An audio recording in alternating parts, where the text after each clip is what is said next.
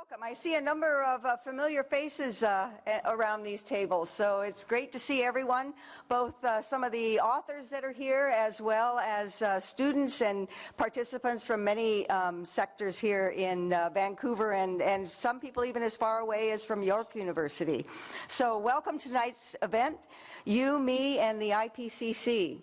I'm Sybil Seitsinger, the Executive Director of the Pacific Institute for Climate Solutions.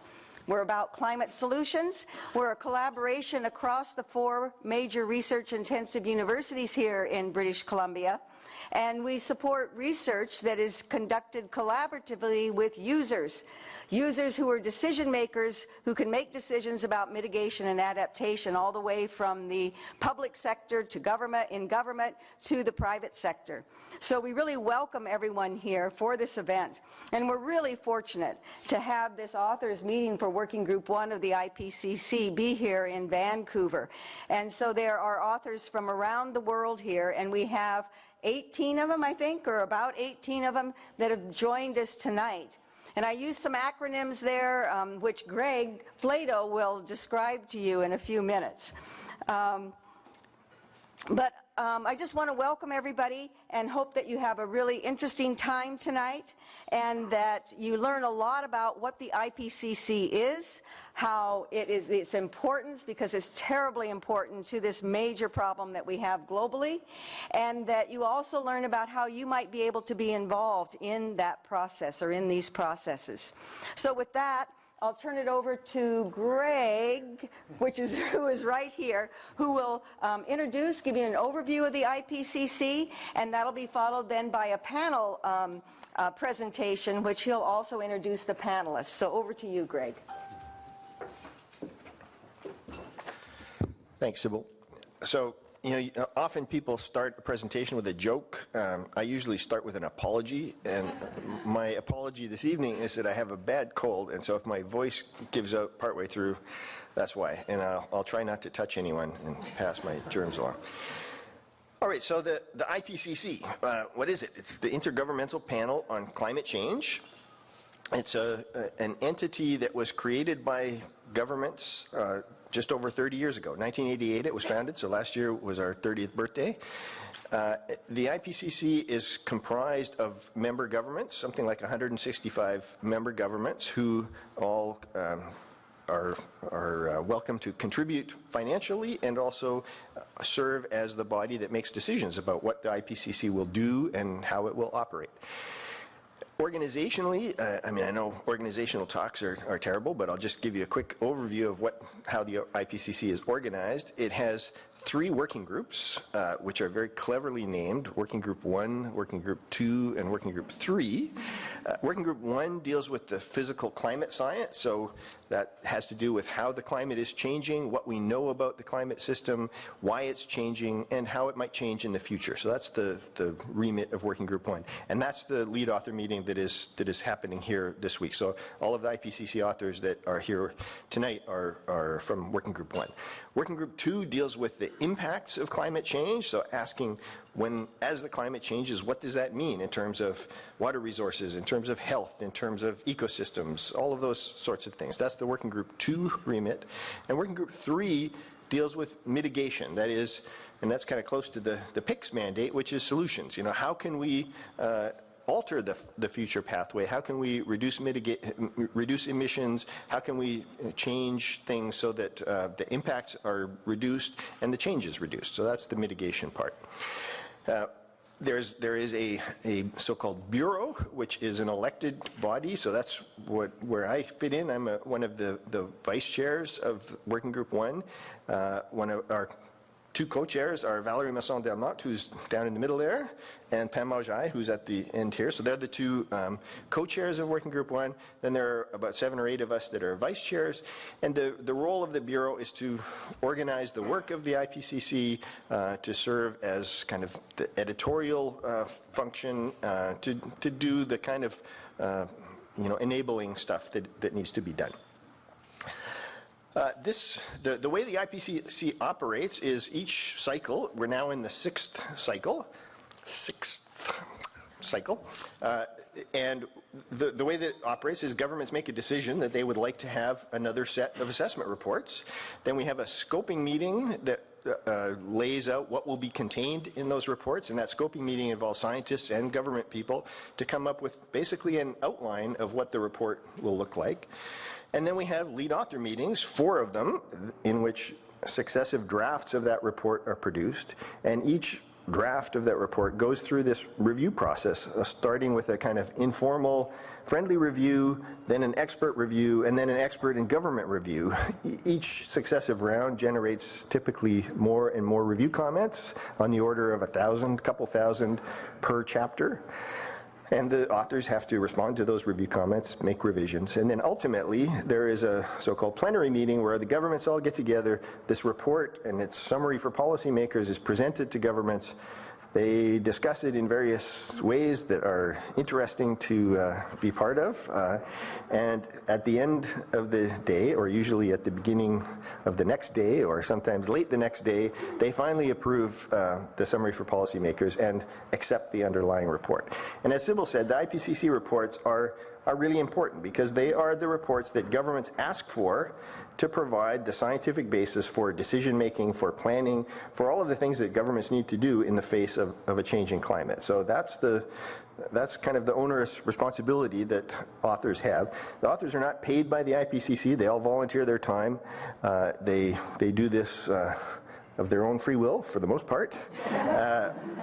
And so what we wanted to do tonight was give you a little bit of an introduction to how the report is produced, some of the issues, and just kind of put a human face to it that, the IPCC report, these big bricks, there's various products that are on some of the tables. They don't just materialize, they are the result of a lot of very hard work by a lot of very dedicated people. And we have some of those very dedicated people here. And what I'm going to do is just introduce them one by one, and they will say who they are and where they're from and what their role is in the IPCC, and then give you a couple minutes of kind of personal reflections on how they regard the IPCC or how they have found it. So I'll start right here with Bill Collins. Thank you very much, Greg. Is this on? Yes. Good. And thank you also. Yeah, coffee is what makes this report possible.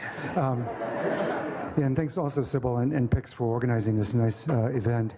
So my name is Bill Collins. My day jobs, because this is a voluntary gig, are serving as a faculty member at University of California, Berkeley, and also running a division on climate and ecological science at the Lawrence Berkeley Laboratory, which is right next to Berkeley. A bit of background on me. I'm a physicist and astrophysicist by training, and I used to think about cosmology, and so I was focused on kind of the universe at large. And then my focus sort of began to contract and contract and contract until finally I wound up focusing entirely on the Earth, but using what I learned in my PhD to really inform the research that I do now. And my personal research is looking at the drivers of climate change. I try to understand why greenhouse gases cause the climate to warm, how aerosols affect climate, and so forth. This is actually my third time with the IPCC. I've served as a lead author in the past, so a member of a particular chapter. I had the honor of serving under Greg on the last assessment, and Greg did a great job of putting up with me, so thank you, Greg. And we're still friends. Yeah, it's astonishing. Yeah, because this is a little bit like one of those World War II movies with Trial by Fire, where people are, they like the Dirty Dozen or something, where this team of basically a dozen people get assembled, and then we go through a trial by fire and we produce a chapter for the IPCC. So it's quite an ordeal. Third time on the assessment. I'm serving as a coordinating lead author this time on a chapter dealing with a very unfriendly topic, which has the code name of short-lived climate forcers. What are short-lived climate forcers? They're smog, basically, and other things. Smog is one of the short-lived climate forcers. It turns out that smog not only reduces air quality, and I know a lot of you are working on human health, but it also reflects sunlight back to space, and that's an example of something that doesn't live in the atmosphere for very long, but has a big impact locally. And so my chapter is dealing with that issue and connecting the dots between how it's formed, what it does to the climate, what its impacts are, and then how we might get rid of it in the Earth system in the future. And a couple of personal reflections about this activity. I've found the experience of working with such an international and incredibly diverse group to be one of the best parts of my career. It's like a traveling roadshow of really 250 people who bond very tightly and who keep showing up at random, time zones around the planet, roughly every 6 months, and working like the devil for about a week and then dispersing. It's an experience unlike any other. I'm also really enjoying the experience this time of leading a team of authors. Again, it's a very diverse group of people.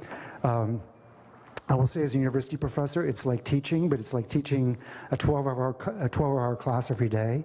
So I have to admit, at this point, I'm running on sort of fumes of fumes. But it's also a great experience when the weekends and you get on the plane and go home and think about how much you got done. So with that, let me turn the microphone over to the next author. Thank you very much. So the next author is Krishna AchutaRao. Good evening, everybody. My name is Krishna AchutaRao. I'm at the Indian Institute of Technology in Delhi. So this is the second time I've been a lead author. My first involvement with the IPCC was when I was a postdoc. So this is back in the late 20th century. So I was deputed to be a contributing author, preparing some figures that needed to be in the report. So that was my first involvement. And of course, as a postdoc, you're just excited to be asked to do anything of so much consequence. And it was, this is even before the IPCC won the Nobel Peace Prize and everything, it was still a big deal. So I had a thoroughly enjoyable time, and then I was a contributing author again on the fourth assessment report, and it was in the fifth assessment and in the sixth that I'm a lead author.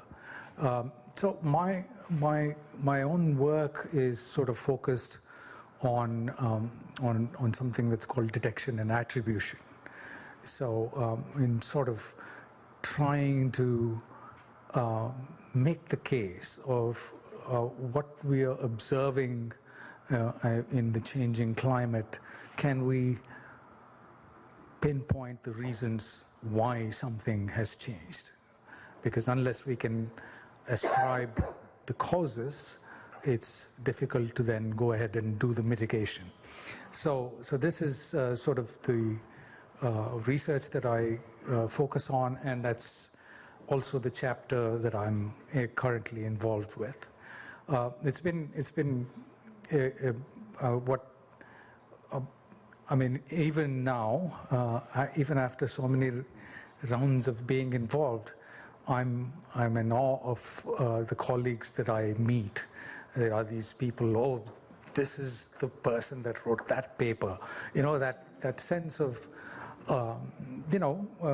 just knowing that you are in the company of probably the best climate scientists around the world. So it's very humbling, but at the same time, it's a great learning experience. And I really, even though I push my students to keep reading papers, I myself probably wouldn't have read as many papers as I do if I weren't involved in assessing them. So it's something that personally I feel that I get a lot out of by in terms of staying on top of at least some of the literature. There's just no way to be on top of all of it, but some of it. And it's also allowed me to have, the opportunity to visit places where they called a few of us to, for example, after the fifth assessment report I was invited to Nepal, where they wanted people who were lead authors to sort of give them what the report is all about, what it says, and it's very interesting to hear the perspectives of different countries and different cultures, what they are concerned about, what affects them, and how does the report address their concerns, and what we could do better to address their concerns in a subsequent report. So it's a learning experience even in that sense. And this is, for me, the prime motivation to stay involved is that I keep learning. And with that, I'll end here and pass it along. Thank you very much, Krishna. So our next panelist is Trude Storelvmo. I hope I got even close to that. Yes, that's great. Hi, everyone. Yes, I'm Trude Storelvmo. I'm a professor at the University of Oslo. And in this report, I'm the coordinating lead author for the chapter that deals with, among other things, Earth's climate sensitivity. So that just means what kind of climate response you get for a given increase in CO2 or some of the forcers that Bill talked about. So I understand many of you are students here tonight, and so my first encounter with the IPCC report was when I started my graduate studies, quite a while ago now. So the third assessment report had just come out at the time. That came out in 2001, and to me as a student, it just served as this wonderful source of information. Any question that I had about climate change, I found the answers in the report, written by some of the leading experts in the field that I really, really admired. And so I early on also had sleepless nights over the IPCC reports. So what happened was that for each report, we have a paper submission cutoff date. So that means that for papers to be assessed in the report, they have to be submitted by a certain date.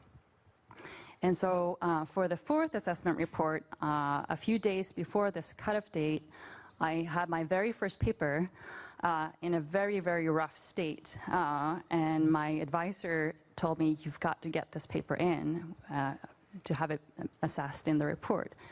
And so the next 3 or 4 days, I worked day and night. I hardly slept, and I did get the paper in on time, and it was assessed in the report, and I was, of course, absolutely thrilled. Later on, I got involved as a contributing author, and that's sort of a gentle introduction to the reports. As a contributing author, you can help contribute to the report by either making a figure or writing some text to the report. You don't go to the actual meetings, but you still sort of get involved a little bit in the process. And that was a nice introduction.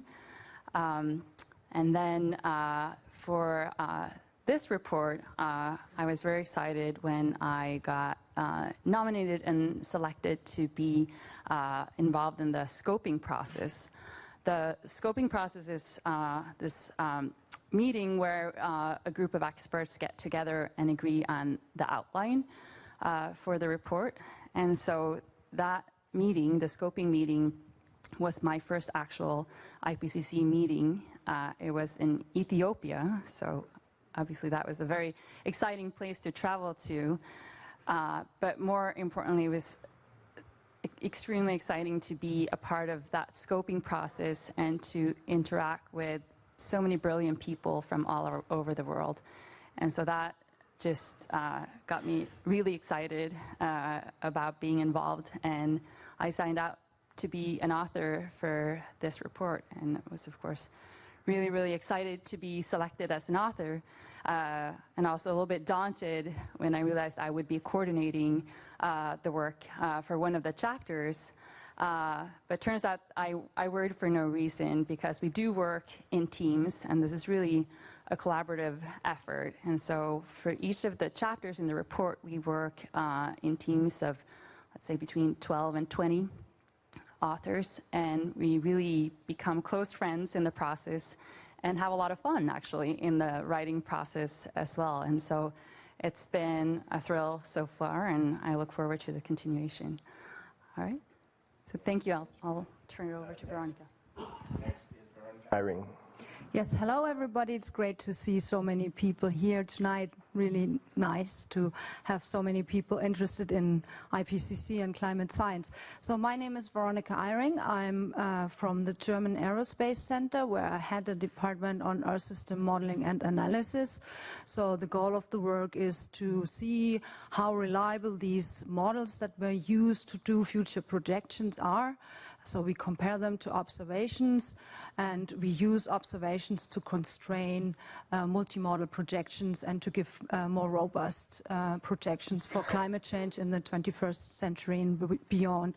And I'm also a professor at the University of Bremen, which is, again, in Germany, just a bit separated, like 800 kilometers, but that's possible. All right, so I'm involved in the IPCC since the fourth assessment report, where I have been a contributing author. So Trude already explained that in this, when you are a contributing author, you basically deliver a piece of text and that's it. You don't get to see the report while it is written. And then in the fifth assessment report, I have been a lead author in the climate model evaluation chapter, and Greg was my coordinating lead author, and Bill was my was also a lead author in this chapter. This time around in the sixth assessment report, I'm a coordinating lead author on the chapter Human Influence on the Climate System. So as a coordinating lead author, then you are really in charge. So you have, as we already heard, so there are around 15 authors in one chapter.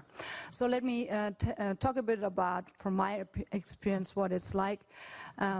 Basically, when I entered the room the first time for the first IPCC meeting, it's like pretty impressive.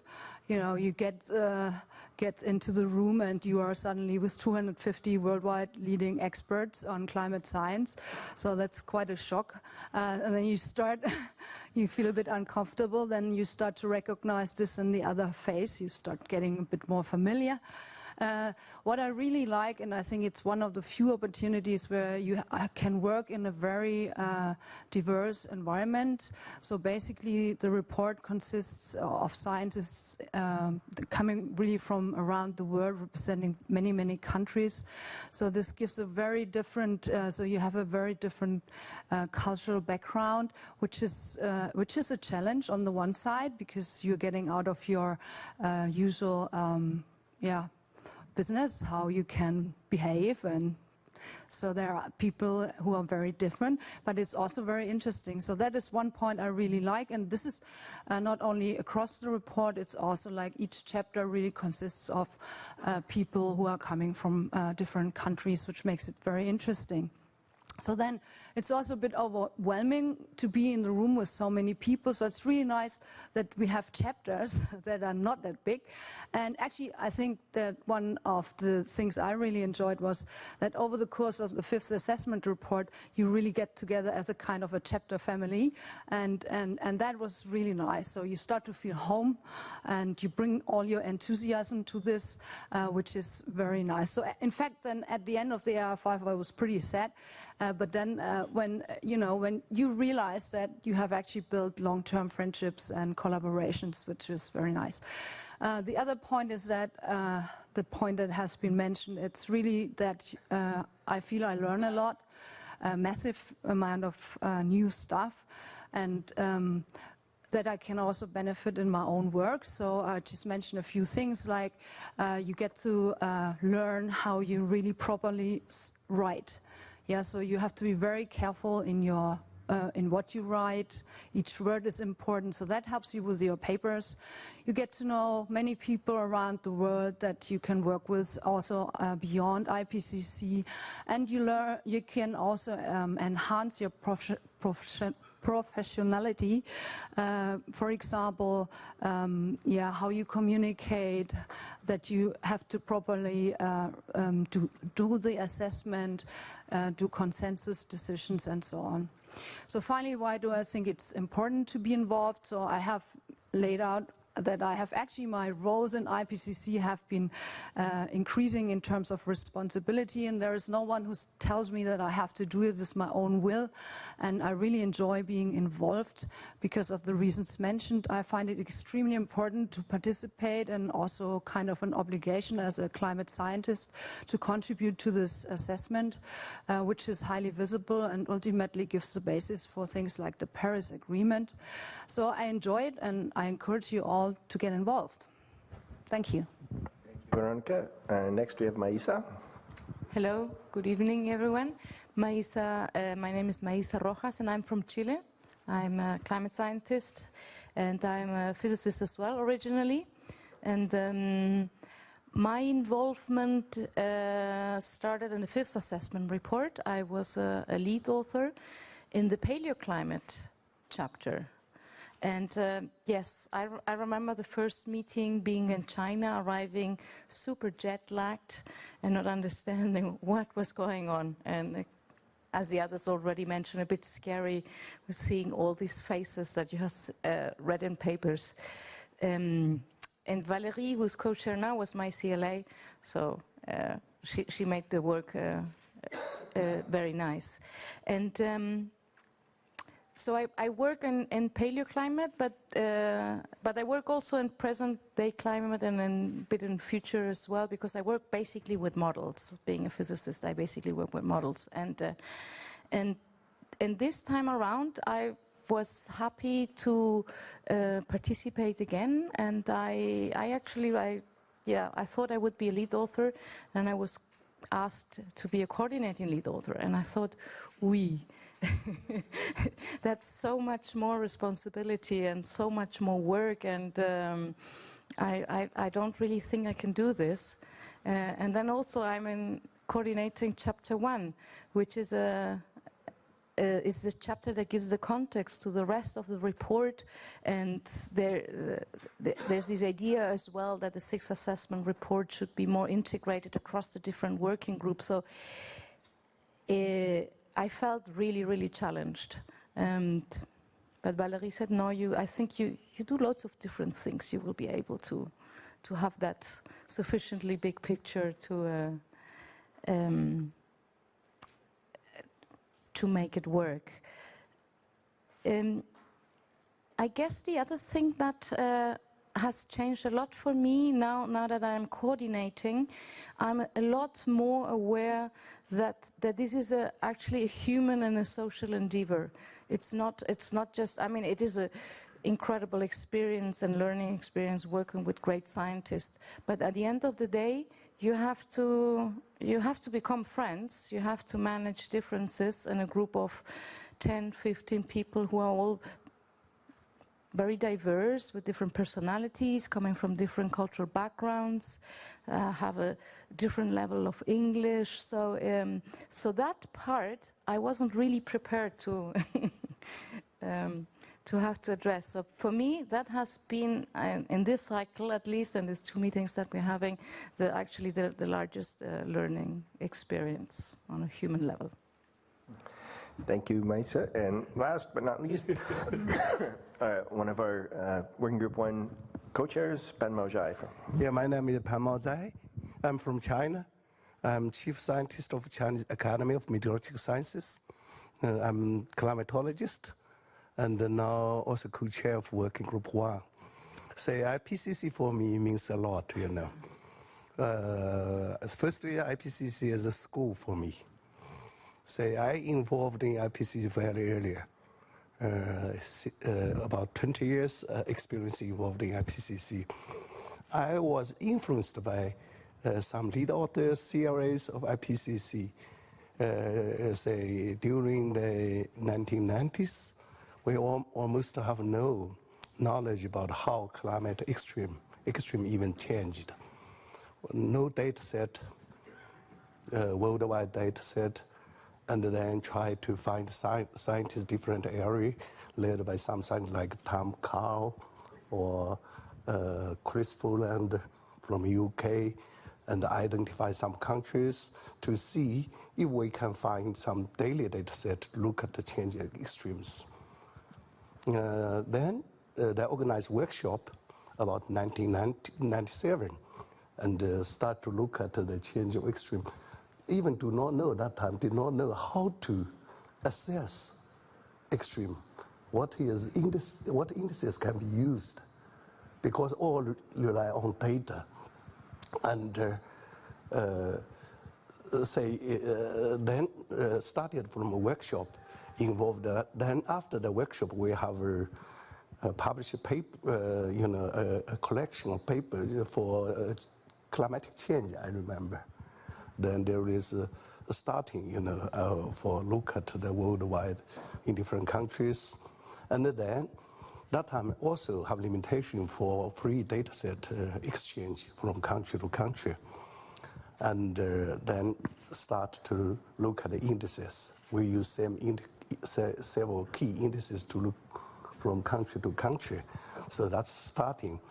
And really very interesting, because in a very early stage, the people even not believe if temperature, global mean temperature change or not, to think daily data can reflect the signal for climate change. So that's really not easy. And so started from there, then really learned a lot. And then for the third assessment report, I was contributing author. And for Asia area, look at the change of extremes, to look at all the papers. That time, even very difficult to access in China, because not so open yet to get international literature. That your English journals only can find in very large library, and maybe not very updated, but you have to look at them, how many, very limited literature.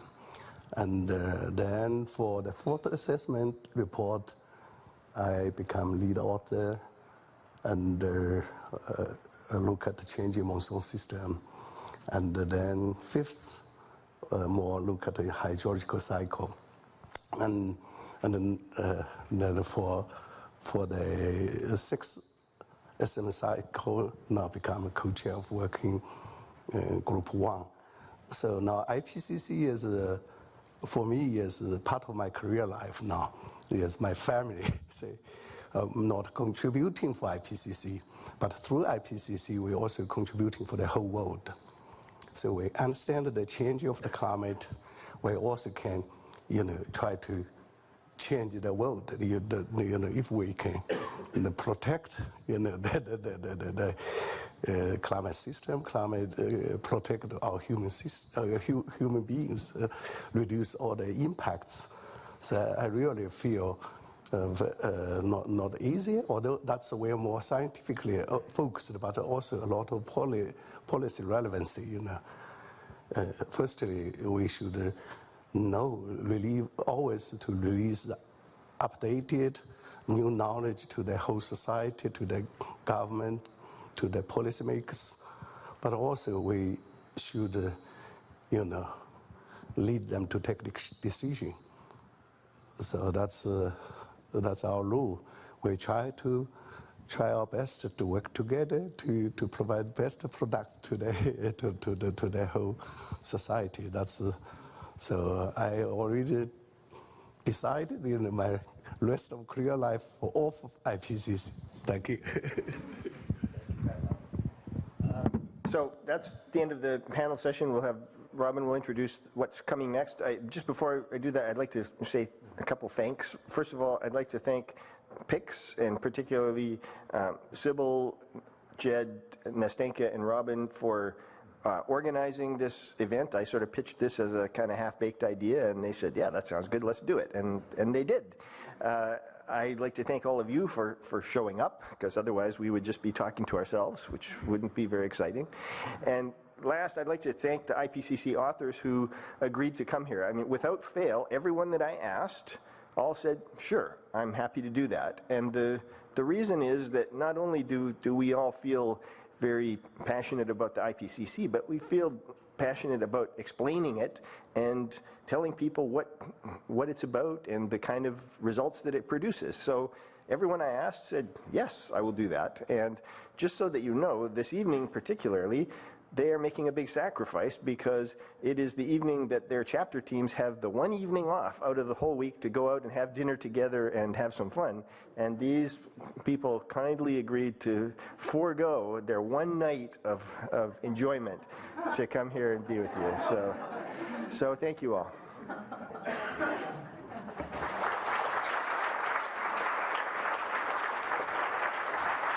Right. Thanks, Greg. I didn't realize that, so let's make this event even more exciting than dinner, right? Okay, I'm Robin Meyer. I manage communications at PICS. And first of all, thank you so much for those personal insights. It's really, really interesting to hear all about that because, you know, it is a voluntary job and it takes so much time, so the work is vital, and obviously the enjoyment is part of it as well. Great to hear.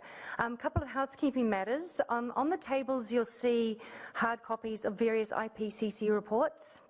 So we really welcome you to enjoy looking through them. Don't enjoy them so much you take them home. If you want to get copies, then you can apparently contact the IPCC and they send them to you, I heard. Or even easier, just they're all available online for download. So that's the first thing. Now, in terms of the main part of the evening, which is the table discussions, the opportunity for you to ask those questions you've always wanted to know about the IPCC. I, for one, am fascinated about the amount of data that comes in from all around the world and how the heck you put it into these reports. So the format is, we've got, at each table will be one IPCC lead author or contributing author. And you'll know which table to start at and which one to move to next because you've got the number on your labels. In terms of distribution in the room, the whole point is conversation, right? So you can see some tables have a few people and some have more. So if your table's got 6, that's a good maximum. Try to move around. It gives you more opportunity to ask questions if you have not heavily loaded tables and empty, half-empty tables. So if you, when I finish talking, if you want to move and distribute yourselves, and the authors go to their first table, number 1. There's 3 topics up for discussion. Those are listed there, and each table will have the opportunity to discuss that topic there. I'll give you, it'll be 15 minutes per topic. I'll give a 5-minute warning, and then just the authors will move. So everyone else remains seated in your new seats. Right, so, and at the end, we'll have a brief open floor. If you've got anything you want to share briefly, that would be great to hear from everyone in the room. Right, so on to finding out everything you've wanted to know about the vital work and impact of the IPCC. Enjoy the discussion. Thanks.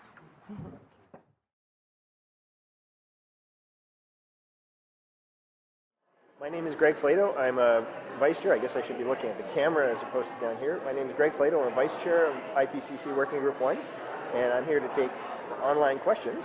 So please send those questions in. I have one question already from Vishnu, who says, I'd like to know from the authors what are the challenges they face in explaining climate facts to policymakers, and what are the contributions from them towards implementation? So that's a good question. So the IPCC reports really are intended to inform policymakers. The IPCC, the Intergovernmental Panel on Climate Change, was established by governments to provide assessment of climate science in order to guide policymaking, decision-making, planning, all of those things.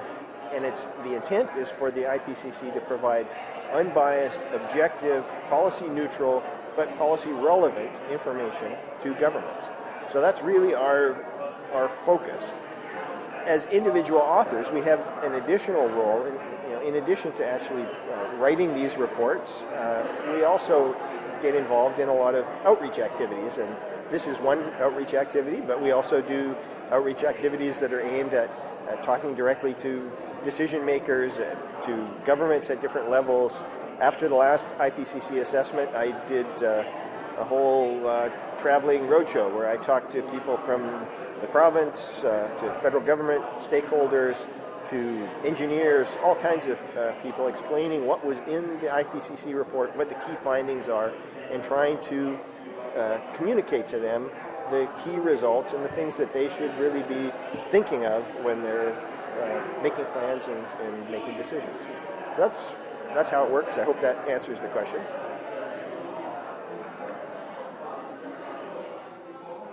So if anyone else has questions, please type them in. I can't tell you how to type them in because I don't actually know how this system works, but presumably there's some box where you can type these questions in and you'll be able to, they will magically appear on the screen in front of me. So one of the things that I can just talk about while we're waiting for you to think of questions is how do people get involved in the IPCC? And we had a panel discussion here that I'm not sure whether you could hear that. I'm not sure whether they were able to see that. So we have scientists from around the world that volunteer to participate in the IPCC, produce these reports, and then do this in many cases in addition to their day job. As you heard from a lot of the people that were speaking from the panel, there's a kind of natural progression. As an early career scientist, you often get involved as a contributing author, which means that you're asked to provide some text or a figure or something like that. It's fairly a low level of commitment, but of course all of those contributions add up to the full report. Oftentimes when people really find that interesting, then they would put their name forward to serve as a lead author, which means you're part of the chapter team and come to these meetings and participate in developing a chapter. Many of us then went on to become coordinating lead authors, which means you're responsible for guiding the preparation of a chapter and leading that team. So in my case, I started as a contributing author in the second and third assessment reports. I was a lead author in the fourth assessment, convening lead author in the fifth assessment, and then I was had the honor to be nominated and elected to serve on the IPCC Bureau. So it's one of these things where you can get involved early. We always try to encourage early career scientists to get involved. You can get involved at a level that doesn't even involve writing anything. You can get involved as a reviewer. So these reports are always reviewed. They go through 3 rounds of reviews. The first round is a kind of internal review, but the second and third are expert and government reviews. And if you have some expertise in climate science, you can register to be a reviewer. You can download a chapter or more than one chapter. You can read the whole chapter or just sections of it and provide review comments back. There's an online mechanism to provide these review comments. And the authors are obliged to respond to each of these review comments and make revisions on the basis of those. And that really is a way to get involved and understand what the report contains and to see the evolution of the report from the early draft to the final version. So that's certainly a way that people can get involved even at an early career stage. Excuse me for one moment. All right, so we have another question here from Christine, who says, I'm curious about the consensus model. Can you share your perspective on why this was chosen and what the benefits or pitfalls are? So the IPCC is, excuse me again. Sorry. The IPCC is a body that sits under the United Nations, ultimately. So it has 2 parents in the United Nations. One is the World Meteorological Organization, and the other is the United Nations Environment Program. Those 2 UN bodies provide the infrastructure that allows the IPCC to do its work. The UN in general operates on a consensus basis. So the panel, the government, the collection of governments that constitute the IPCC, they operate by consensus. So decisions that are made by the panel require consensus amongst all governments, and that always involves negotiation of some sort to come to some resolution where there are differing perspectives. And that propagates all the way down to the chapter teams, where the chapter teams, when they assess the literature, they look at the literature that's available, they use their expert judgment to ask, how confident are we in this line of information? What are the different lines of evidence? To what extent are those lines of evidence in agreement with one another? What's the quality and quantity of that evidence? And then the authors around the table in the chapter team will make an assessment using what the IPCC refers to as its calibrated language. So we have words that mean very special things in the IPCC. These are either confidence statements, so low confidence, medium confidence, high confidence. Those are words that have a very specific definition and are used in a very specific way. We can also make likelihood statements, so we can say things like this is likely, or this is very likely, or extremely likely. And each of those words has a very specific quantitative kind of probabilistic meaning attached to it. So the authors look at the body of evidence on a particular topic, particularly for the key findings that they are wanting to communicate, and around the table seek consensus on whether, for this particular finding, the literature that's available, the lines of evidence that are available, would allow them to say this is something that we have high confidence in or very high confidence in, and then provide a traceable account in the body of the chapter that allows a reader to see how they came to that conclusion and what the evidence was that they used. And that consensus process can be a challenge, of course. You have, as the panelists pointed out, these chapter teams, when we start, are often groups of people, many of whom don't know each other. They come from different countries, from different institutions, different backgrounds, have different kind of cultural norms for operating in a group.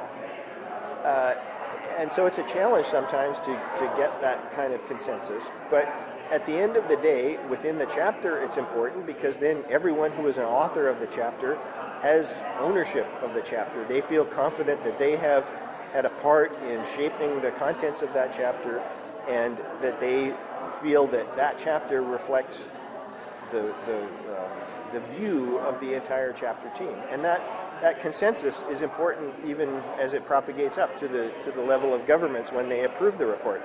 They have to approve it by consensus, and at the end of the day, when they do approve it, that signals that not only do they accept the results in that report, but they have ownership in it. It wasn't just a report that was handed to them by some group of scientists who they don't really know, because they don't really know these scientists, but they have taken ownership of it by discussing line by line and reaching consensus on all of these findings. And that really is an important feature, which I didn't fully appreciate when I first started with the IPCC, is how important that is to ensure that governments take the results and feel that they are really worth using in their decision-making process. I have another question here. How can we as engineers contribute to the IPCC? Well, that's a great question. I'm an engineer, as you can probably see. My background is in, I did civil engineering as an undergrad. I did engineering physics as a PhD. So engineers can certainly contribute.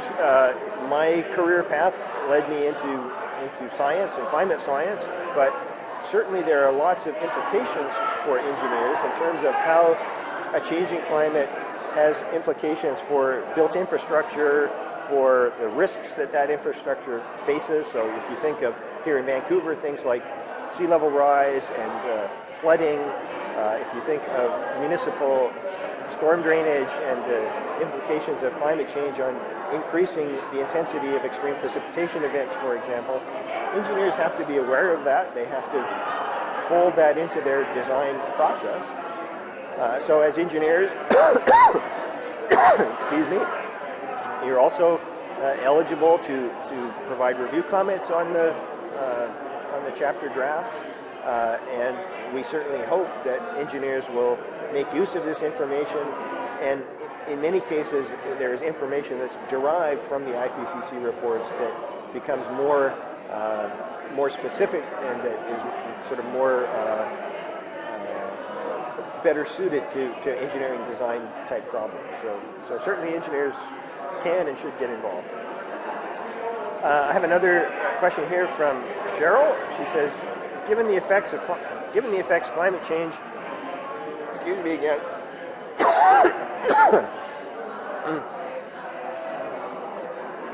That was a good segue into this question. Given the effects that climate change is having on the health of people, he says as he coughs a lung up, is the IPCC able to focus this work to inform governments on how to address the reaction policy planning from a self-preservation, I presume, perspective was supposed to be at the end there.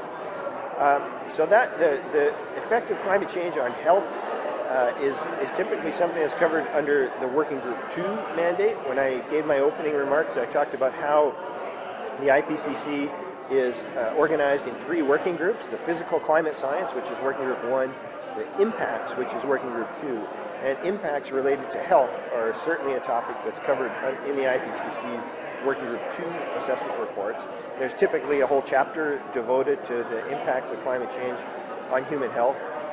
And there are, of course, a number of those impacts. There's impacts related to the physical climate directly, so changes in temperature extremes, more frequent heat waves, for example, that have a health risk associated with them. There is implications that are sort of indirect. As the climate changes, there can be changes in the way that various insects and other what I'm looking for, pathogens, various things, these vector-borne diseases of various kinds that can be transferred into places that didn't have them before. So if you think of things like West Nile virus and there's a number of these kind of things that are carried by mosquitoes, for example, that respond to climate change. As the climate becomes milder in some place, then those carriers, like mosquitoes, can survive and reproduce and introduce a disease that wasn't previously there. There's a number of those kind of things. On the panel, we had Bill Collins, who talked about, in his chapter, the connection between climate change and air quality. So we, in addition to emitting carbon dioxide into the atmosphere, we also emit lots of other things into the atmosphere, things like sulfate, ozone precursors, a number of things that have a direct human health impact on people's cardiovascular health. And so that's a topic that is discussed in Working Group 1 in terms of how those atmospheric constituents are changing and how they change in connection with a changing climate. And then in Working Group 2, they would sort of pick up that storyline and talk about what does that mean for human health in different places, and what are the differences from tropical regions to polar regions to coastal regions to central areas. So that's the way that it operates within the IPCC. Hope that helps. So let's see, what else do we have here?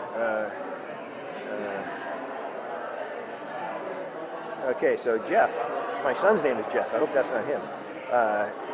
Jeff says, what is the pulse within the IPCC? Do people feel we will keep to 2 degrees, or are we just not doing enough globally and we're looking at 3+ degrees? All right, so that's a question that was addressed basically head on by the IPCC in a special report that was released in October of last year. In addition to these main assessment reports that I described, the main assessment from Working Group 1, Working Group 2, Working Group 3, and so on, the IPCC also can produce so-called special reports. These are smaller reports on a more targeted subject. And in this case, as part of the Paris Agreement, governments asked the IPCC to produce a special report on the impacts of global warming of 1.5 degrees above pre-industrial. And in that report, which, as I said, was just completed and delivered to governments in October, the literature that allows us to say to what extent are emissions, to what sort of emission pathways would be compatible with limiting warming to 1.5 degrees, either by approaching without overshooting, by overshooting and returning. What are the emission pathways that would lead to temperatures of 2 degrees or higher? By emission pathways, I mean the global sum of emissions of greenhouse gases like carbon dioxide, methane, nitrous oxide, and so on, from all activities that are all human activities. So that this special report really tackled that question head on, and the main conclusion was that he stops just to build up the tension. The main conclusion was that limiting warming to 1.5 degrees is still possible, but it will require rapid and massive changes to emissions. It requires emissions to peak basically now and start declining rapidly to hit net zero by sometime before the middle of the century. which means that they have to decline faster than they've risen over the second half of the 20th century. So that's a pretty striking challenge and a pretty daunting challenge, but it is possible in the sense that these integrated assessment models that look at economics and the carbon cycle and land use and various other issues like that in a kind of simplified way have identified pathways that are feasible in the sense that there are pathways of land use change, emission reductions, changes in behavior, and so on that would lead to emissions compatible with limiting warming to 1.5 degrees. But they are difficult to achieve. And of course, if we don't limit emissions in that rapid and profound way, then we will exceed the 1.5 degree target and we will hit 2 degrees or higher. So it's one of these questions that the answer is it depends on us. It depends on governments. It depends on individuals to change behavior, to change the way that we use energy, the way that we produce energy, and to make those changes in such a way that we reduce on a global basis emissions of greenhouse gases, ultimately to get them to zero. Okay, so let me... Jacqueline. So Jacqueline says, beyond recommendation, what role does the IPCC have in speaking and or being a human rights activist for climate environmental refugees in light of the political situation and turmoil around immigration? So the short answer is basically we don't advocate, we don't seek to be activists. The IPCC has a mandate from governments to be objective and policy neutral. So we don't say to governments in our reports, you should do this. Rather, what we say is, if this pathway is followed, this will be the consequence. If this pathway is followed, this will be the consequence. If temperatures increase by this level, these will be the impacts. It's those kind of, that presentation of objective, factual material that the IPCC does. And that's very intentional, because if the IPCC was to veer into being, playing an advocacy role and promoting a particular policy path or advocating for certain rights that may conflict with other advocacy for other rights, that would really undermine the IPCC's credibility as an impartial, objective source of scientific information. So that's really a line that we don't cross. And our sort of mantra in these lead author meetings is that we aim to be policy relevant, but not policy prescriptive. All right, so let's see. Next one from Damon says, what evidence have you seen that the results of these reports are being incorporated into policy? Perhaps one large-scale and one local BC example. Well, the most obvious large-scale example is the Paris Agreement. So the Paris Agreement really is a direct consequence of the IPCC's fifth assessment report. That report was all of the pieces of it were completed in 2014, and governments looked at that report and concluded that they should take even stronger action to reduce climate change and to reduce emissions so as to keep climate change from exceeding 1.5 or 2 degrees.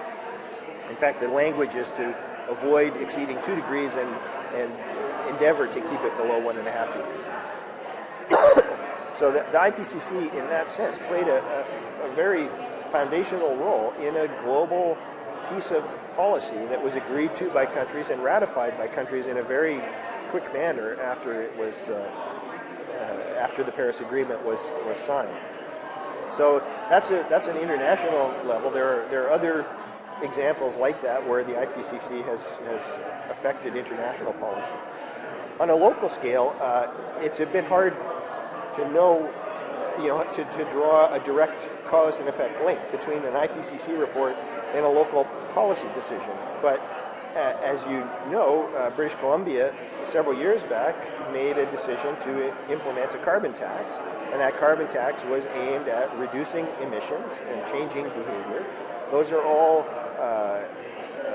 objectives that are consistent with results that are in the IPCC report, and although I don't know because, of course, I wasn't involved in those decisions, I would imagine that people providing background material for that, policy analysts and so on, were referring to the IPCC reports as sources of information to underpin those kind of policies.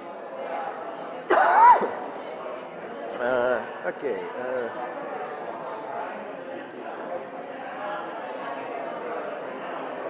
Sure. Okay, so with the bulk of climate change being caused by corporate actors, often in loosely regulated and overly protected domains, what is the role for individuals addressing the factors leading to climate change?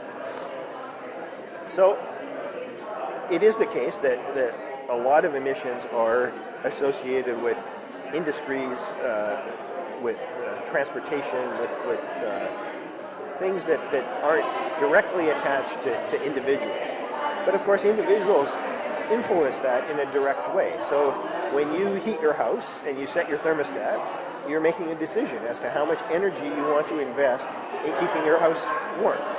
So you can turn down the thermostat and reduce the energy that is used to heat your house. You can invest in insulation and better windows and things like that will reduce your energy consumption. So all of those things which seem like they're small add up. You can change the way that you commute to work. You can, many companies now offer options for telework, which means that you don't have to be emitting greenhouse gases by commuting back and forth to work. There are a lot of choices, individual choices that people can make that individually seem like they're tiny, but when you add them all up, they amount to something, and they can also amount to a change in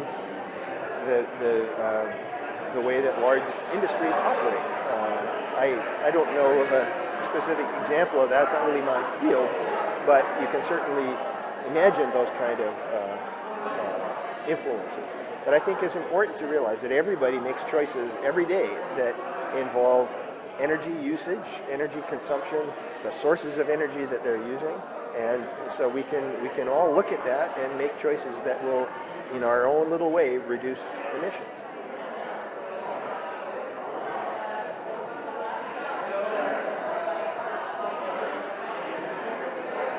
Okay, Kay. That's one of the guys from Men in Black, isn't it? Okay. Along the lines of Cheryl's question, is the IPCC solely focused on communication for governments, or are there efforts being made to make it accessible to general public members?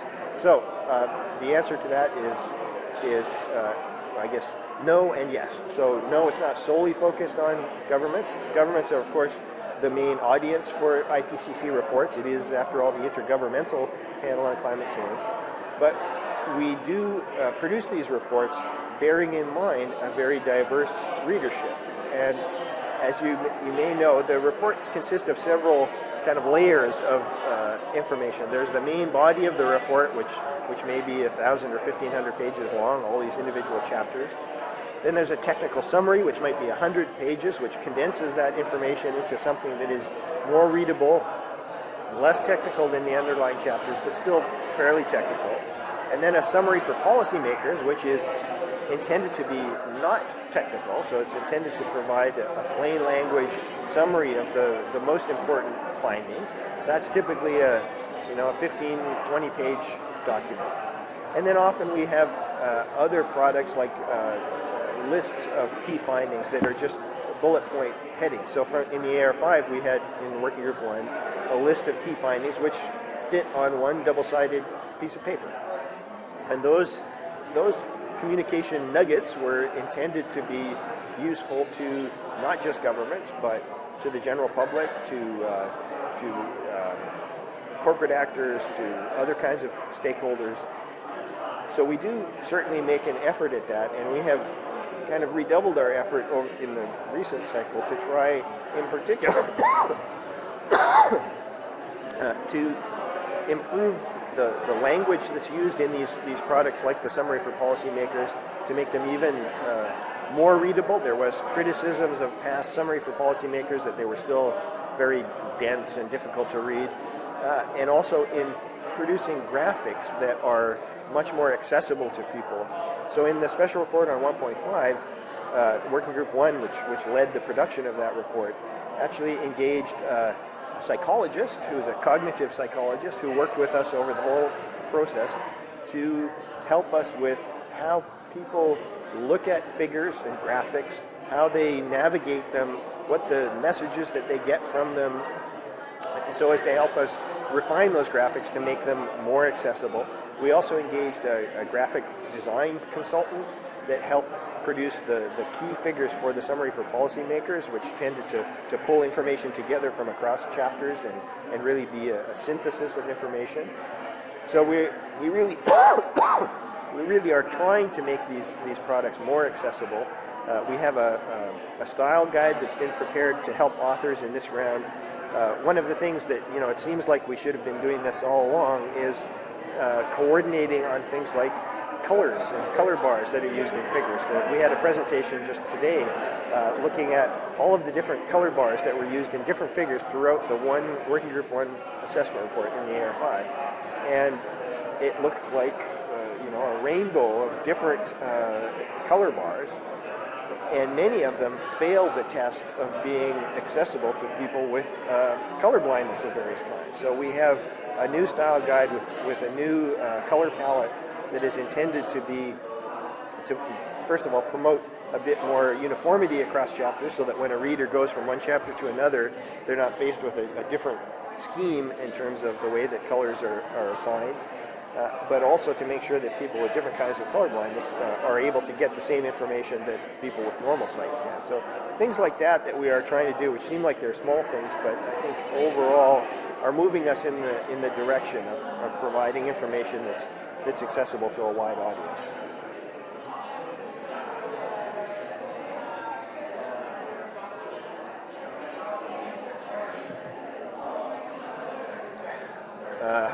So Vishnu says, how does the IPCC review the climate impacts across borders? For example, forest fire in Indonesia affects Singapore. What recommendations would be given? So again, we typically don't make recommendations. What we do is provide an assessment of the scientific literature that's available on this. The chapter in the opening panel, the chapter that Bill Collins is leading on short-lived climate forces, will deal directly with this topic, which is the emission from wildfires, the emission of soot and other aerosols, and the effect that they have on local climate, the transport of those pollutants from one region to another. And you can certainly see that. There are lots of impressive satellite imagery that shows the smoke plumes from wildfires and how far those smoke plumes transit around the globe. There's also dust that is picked up from dry areas like the Sahara that comes all the way across the Atlantic and ends up in the southern U.S. So there's lots of these constituents that are relatively short-lived. They wash out of the atmosphere on timescales of a few days, but they do have an important local effect, and that is something that is assessed in this chapter, or in the Working Group 1, but also the impacts of forest fires in other ways will be assessed in the Working Group 2 report. Okay, so I'm being given the signal that our time is up and we have to sign off, so thank you very much for all of the interesting questions, and sorry for coughing, but I'm glad that you're all remote, so you're not getting my germs here. So thank you very much, and bon chance. We're coming to the end of our time now, so it's great to hear all this wonderful conversation going on, but unfortunately our time is coming to a close.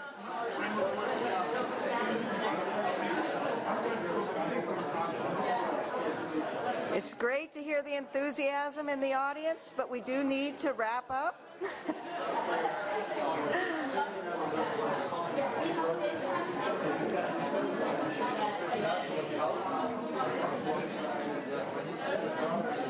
So I'd like to once again, thank everyone that came out tonight and that engaged with these terrific authors from around the world who have shared their insights and who have, I hope, gathered also some ideas from the audience as well.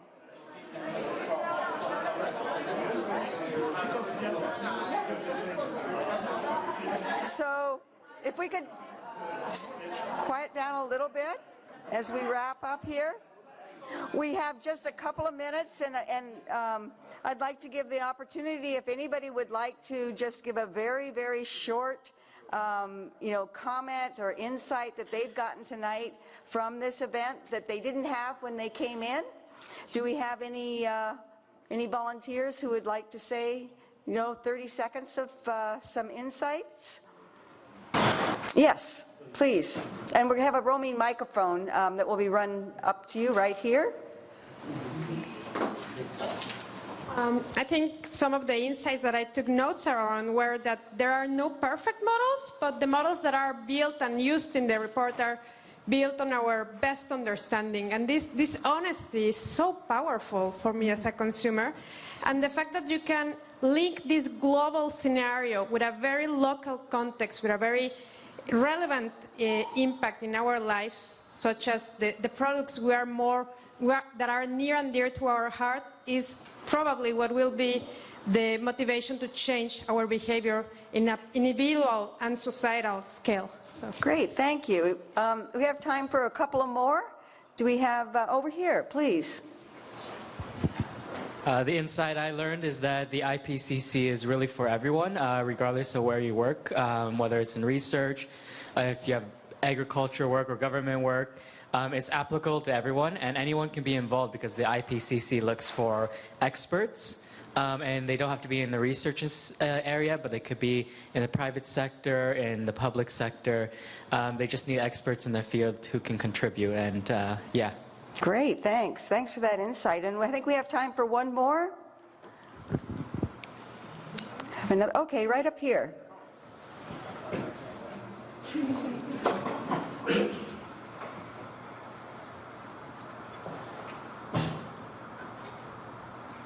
Well, thank you. Hello? Yes. Thank you very much. This was quite a unique opportunity. For me, my introduction to the IPCC was using it as one of my references for most of my papers in school. And so having to see the human dimension and, as my fellow students said over there, accessible and how we can make a difference, and it's all there in front of us. And thank you for making a difference in what you do. And tonight is no exception that you make a difference for our perspective and of what we can do to help follow in your footsteps. Thank you very much. Great. Okay, so let's give a round of applause to, first of all, our authors who really took their time for us tonight.